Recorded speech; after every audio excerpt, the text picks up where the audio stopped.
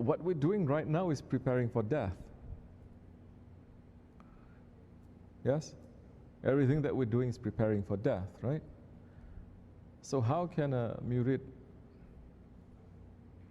be unprepared for it? Be in a state of panic? Or not know that it is his last 7? One of the prayers that we're asking always is, Ya Rabbi, do not give us a sudden death. Yes? Not a sudden death. If you are preparing to go,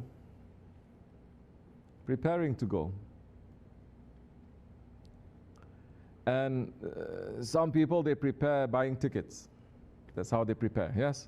Some people, they buy tickets and they pack up, and their mind is already not here, it's over there, yes? Some, they're not so well prepared. Not too great. Their luggage is too much. Or they miss the timing. They mess it up. But some people, they're prepared and they are always in their station of waiting there. When you're waiting on the platform, you're waiting somewhere, just waiting for you to board, you're always in that state where you are ready. How can you not know? That time when you're there and you're eager and you're waiting, the change of air is going to indicate something is going to happen. You hear a little bit, you say, it's here. Yes? Some different energy coming, you know it is coming. It is here. What is here? The vehicle that's going to take you to the other side. So, I'm not going to go so much into what the awliyas they are saying, what the scholars even they are saying. It's like that and like this sometimes. The believer must know, 40 days before he passes, there are already signs that he's going to pass. Specific. Huh? These are the things that 1400 years Muslims have studied. It is a science. They have studied and they say, you must know. This is going to happen, this is going to happen, your feeling is going to change. That's why in the old days we hear, not so old days, even our grandfather, our uncles, or those ones, you know that when they pass, they already said, oh, he knew that he was going to pass. He was already making preparations. He was saying this, he was saying that, he was making sure that everything he's completely ready now. Then, 7 days before, 3 days before, 1 day before, they are ready. How can they not be? If their whole lives they're preparing to go, how can it be caught as a surprise? It only catches as a surprise for those ones who are not ready. They're not ready and they don't want to go. They don't want to go. We are advised by our Shaykh, remember death 40 times a day at least. At least remember death sometimes. Shaykh Effendi is not making it heavy for people to specify like that also, but the hadith is saying if you remember death 40 times a day, forget about everything else that you've done in your life. Go to the Hajj, give charity, praying so much, making zikr so much. Just to think about death 40 times a day. If you die that day, you will die as a martyr. Because you're already getting yourself ready to go. When you get yourself ready, that means now you're not going to bring your whole house, because it's impossible to bring your whole house to travel. You're going to bring only a suitcase. And if you're smart, you say, I'm not even going to bring anything. Somebody over there is going to provide everything that I need. Yes? So you're going to travel lightly. Now you start preparing. So how do you prepare then this for death? Signs will be given to you. Leave that aside for now. How do you prepare for it? Then think of those things as that's making you not want to die. What is it that's making you not want to die? What is it that's making you to hold back? Children, wife, husband, work, projects, your pleasures. What else?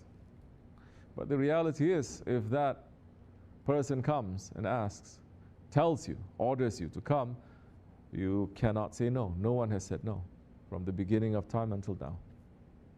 That power is given to that angel. Nobody can say no. Not even prophets can say no. Because the order is coming straight from Allah. Now is the time. You don't think the angel of death is not going to die too? He's going to die. Everything will die, everything will perish except the face of Allah. The face of Allah. Then Allah will declare now, who is your Lord? Declare that to who? To Himself. So, now, how do you think? Then, you're fighting against your ego. Understand what is important, what is not. Things that you are too attached to, whether it's pleasure or it's pain. Some people these days, they don't get attached to pleasure anymore. This is a curse of the Akhir Zaman, but they're very attached to the pain. They're not attached to good things, they're attached to their anxiety. They're not attached to whatever ni'mat, blessings Allah has given to them, they cannot enjoy. But they are very, very, very attached. They refuse to let go of depression. May Allah save us from that. That is special secret weapon of the Akhir Zaman from Shaitan. Because in the past, people who deny Allah or whatever, at least they have the dunya and they sink into it. You never hear Firaun having any existential crisis, right? You never hear Nimrud being depressed, questioning himself. Really? Am I a Lord? Really? No. Going to therapy. Support group they have, you know? They don't. They're very sure of themselves. But the believer is between hope and fear. The believer is between hope and fear. The believer is always saying, Allah gives and Allah can take. He gives everything and He can take. My faith doesn't belong to me. Allah gives. Allah is the one who turns, and He can turn my heart too. So that keeps us in the station of servanthood. And the language of the people of servanthood is very clear. Not the language, bombastic language of lordly. You understand? Like that, you don't hear our sheikhs, our grand sheikhs speaking. So we must try to be in that station. Everything is teaching us that we are in the station of servants. And be happy servants. Be happy servants. But prepare yourself for that. Now we're living in a time where people hate death. They hate. One time I was with Shaykh Effendi and we were in a car. And he was saying, look at all these people in the streets. He's saying, every single one of them, they hate death.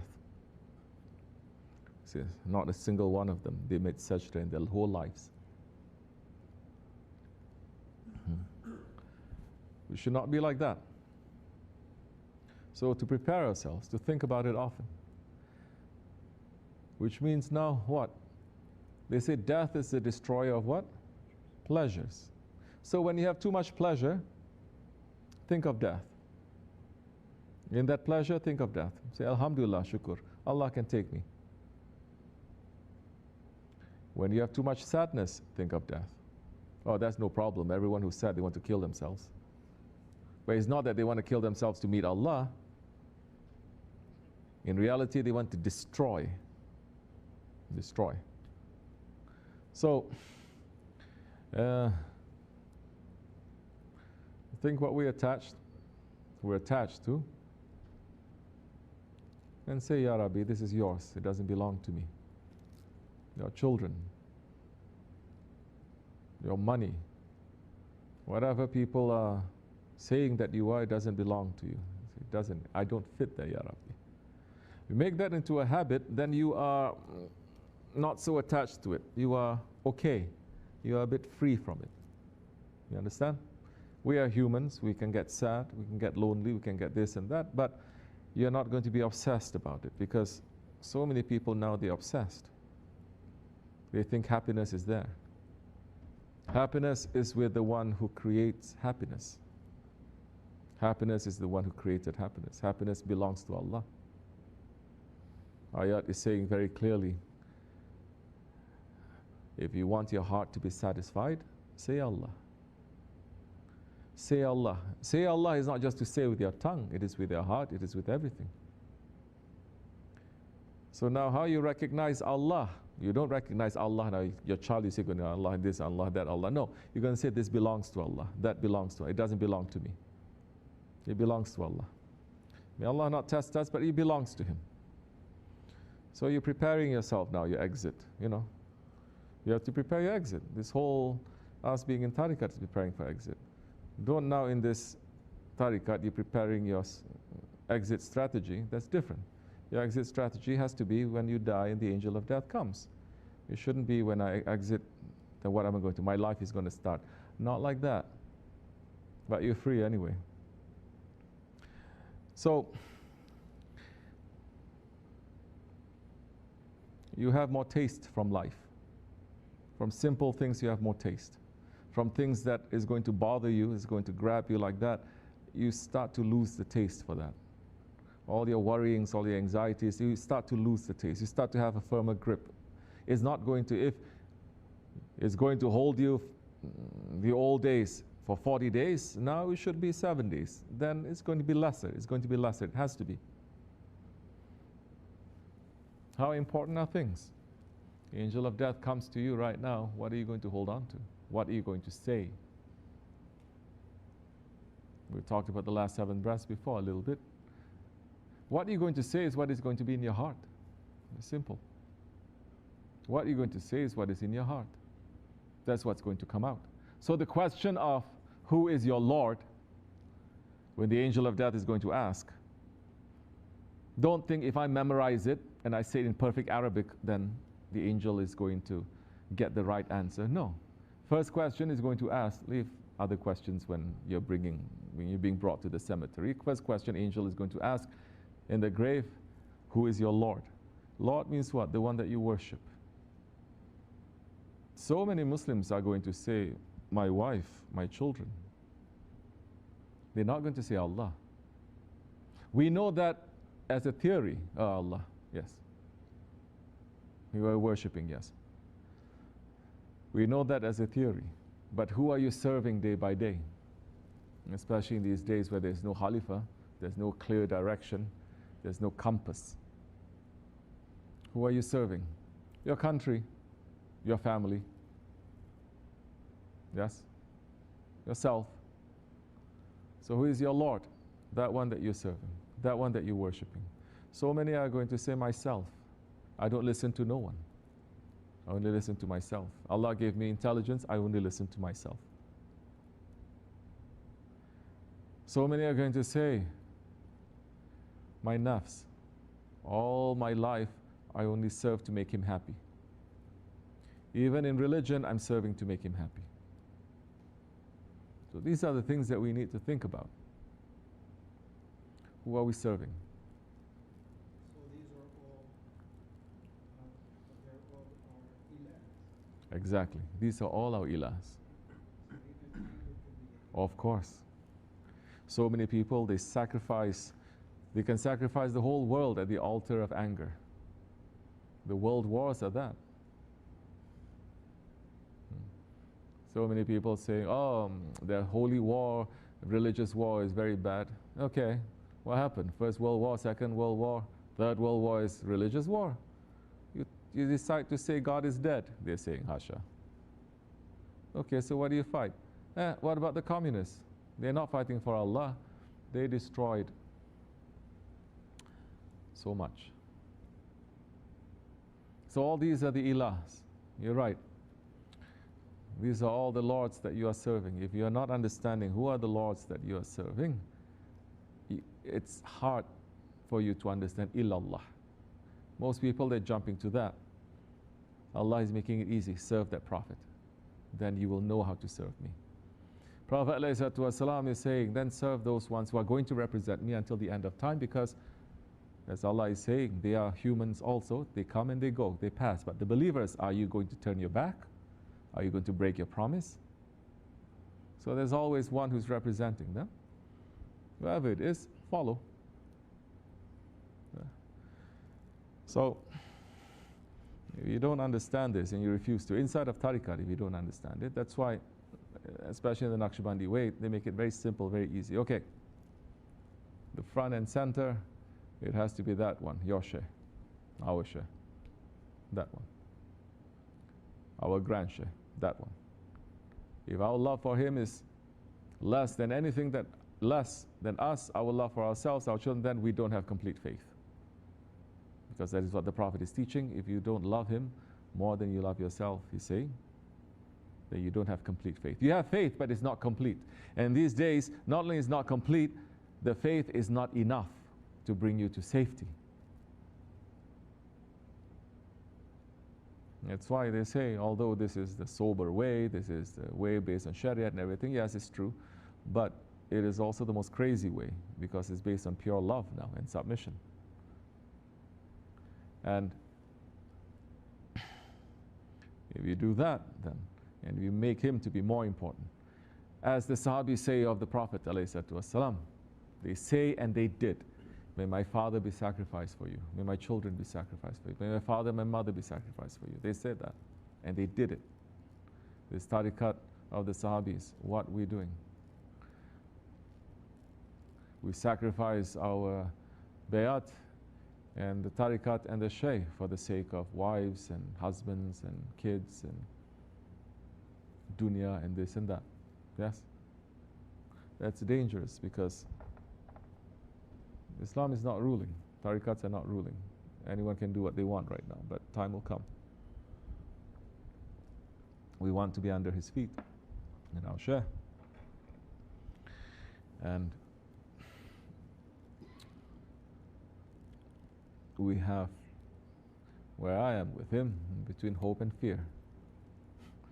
I don't have full confidence everything I'm doing is correct. I don't have complete, how you say, negativity, everything I'm doing. I'm between hope and fear. There's always been this my way with him, and this is my way now. I'm doing something, I'm praying, I'm hoping, I'm fearing, I'm being step by step. Understand? So, that, understanding ilahs now. It's not that easy. It's not that easy. But, that's what's making this tariqat to be the highest tariqat. But it has to come. Let's say we end up dying before we are ready. If we are submitted to our share, will our share be there for us when the angels come to question us? All the way.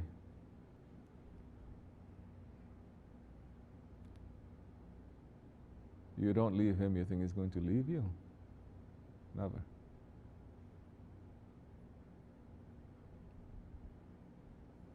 That will save you. It's not our actions and but that love that you have. What does that love mean? You don't doubt him. You say he's on top of our heads.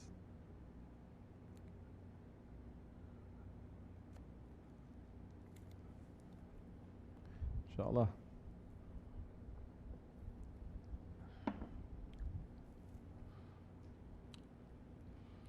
Don't take the rights of other people. If you do ask for forgiveness, you do something wrong, run to do something right.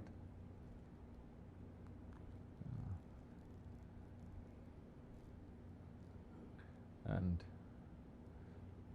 look to see what he is busy with. Saving people is one thing that he's doing. He's doing so many other things. You're free to take whatever that he's doing. And to do that, be in safety, inshallah. Assalamu alaikum. Fatiha.